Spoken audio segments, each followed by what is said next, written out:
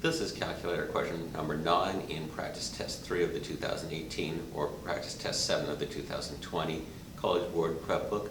College Board gives us a rate for Nate's walking, where he walks 25 meters in 13.7 seconds, and they ask how far will he walk in 4 minutes.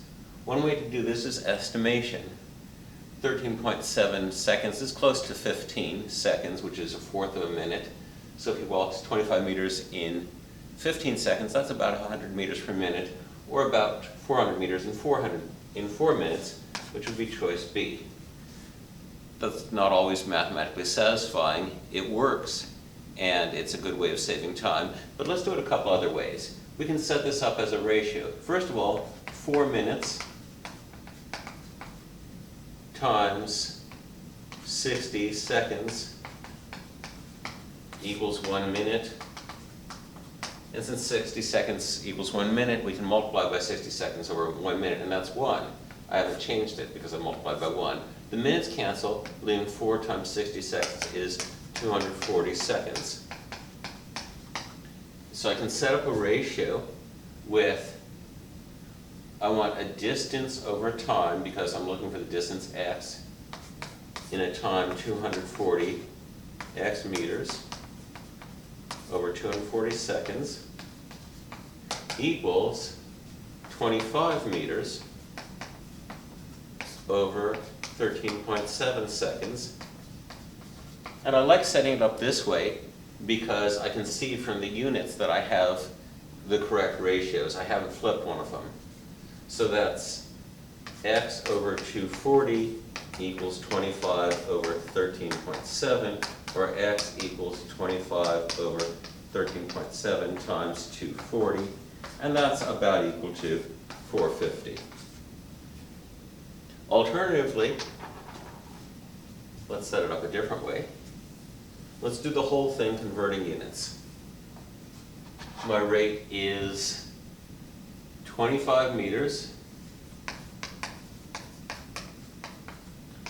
in 13.7 seconds. If I multiply that by 60 seconds over 1 minute, that gives me the number of meters in 13.1 minutes, or 25 times 60 over 13.7 meters per minute. If I then multiply by 4, because we're walking for 4 minutes, times 4 minutes, the minutes cancel and I'm left with meters. 25 times 60 times 4 over 13.7, and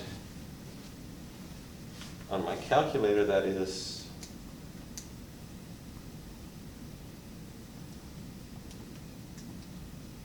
438.